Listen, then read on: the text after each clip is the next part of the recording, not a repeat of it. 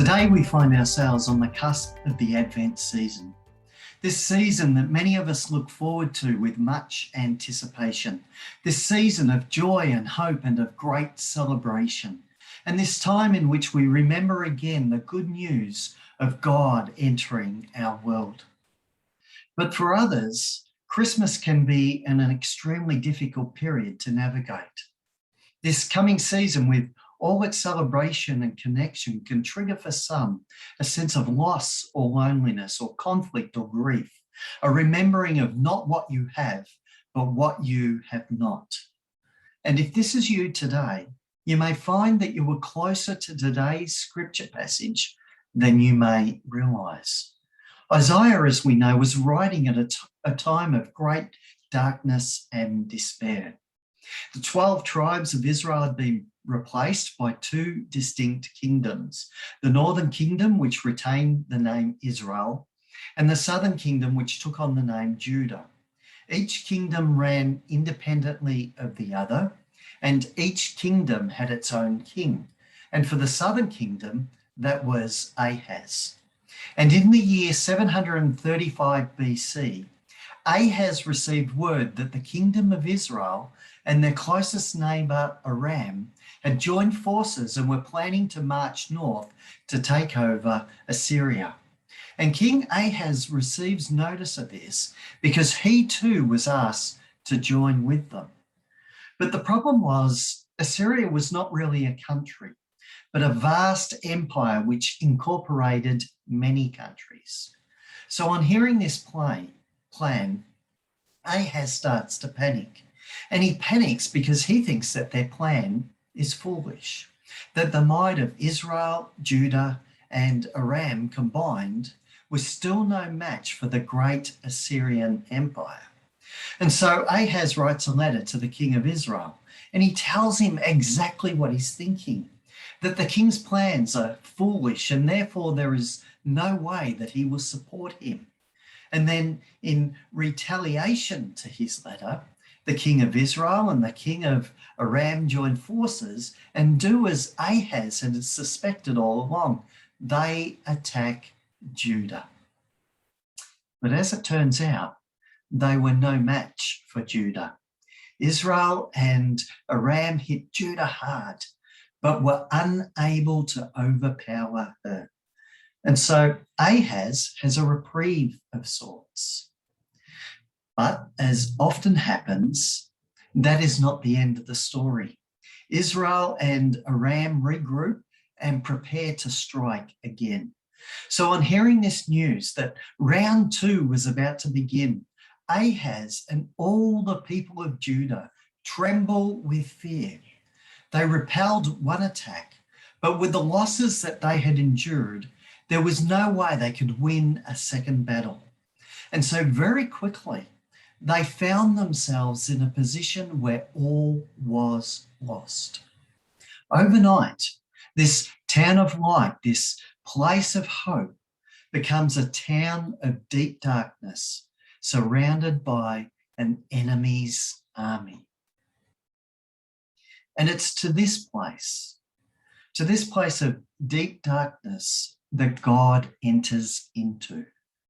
And God does this by speaking to the prophet Isaiah and telling him to let Ahaz know that he need not fear, that although these two countries seem great and powerful now, a time is coming when they will be reduced to nothing. But Ahaz refuses to listen to Isaiah's words. And so instead of putting his trust in God, he takes the matter into his own hands by making contact with the king of Assyria. He declares his loyalty to the king rather than to God, and then pays him greatly to fight Israel and Aram on his behalf. And that moment changes everything. Listen well, Isaiah says to Ahaz. Isn't it enough to exhaust human patience? Must you exhaust the patience of my God as well? And then Isaiah goes on to say this, And this is the moment when we learn about the incredible generosity of God. All right, then, the Lord himself will give you the sign. Look, the virgin will conceive a child. She'll give birth to a son and will call him Emmanuel, which means God is with us. For a child is born to us, a son is given to us. The government will rest on his shoulders, and he will be called Wonderful, Counselor, Mighty God, Everlasting Father, Prince of Peace. His government and its peace will never end. He will rule with fairness and justice from the throne of his ancestor David for all eternity. The passionate commitment of the Lord of heaven's armies will make this happen. Now, you'd have to admit, it's a wonderful promise. There will come a time when fairness and justice will rule for all eternity. And it will come to us through this child born to us. But who is this child that Isaiah refers to here? Now, for some watching this clip, on hearing those words, their thoughts may immediately go to the Christmas story, that the one foretold by the prophet Isaiah is Jesus. And in part, that is true. But these words also had an impact in its original context. And so you may ask, who then did Isaiah have in mind when he recorded these words? Well, the short answer is we do not know. But even so, two possible candidates stand out, Hezekiah and Josiah. Hezekiah, because he oversaw an influx of the population after the fall of the northern kingdom, and Josiah, because he reigned at the time when the Assyrian Empire finally crumbled. And I raise this point because we quickly jump to the birth of Jesus, which was some 750 years later. And to do so, we may be mistaken to think that God did not respond directly to Israel's plight. Or worse still, that God does not respond to our darkness or our despair, which is simply not true. So often as a minister of the gospel, I'm asked questions like, why doesn't God answer my prayers? Or why is God doing this to me? Or why is God punishing me? Or why does it feel like God has left me? And at times, although it may feel this way, here is the truth. God is with you. God is always with you. And God will always be with you. Coming back to the story of King Ahaz, he is inflicted by a great darkness, the imminent signs of war. And into this darkness, God provides light, the offer of rescue. But despite God's goodness to him, he refuses to put his trust in God, instead turning to the great Assyrian Empire for salvation. And what does God do? God responds anyway.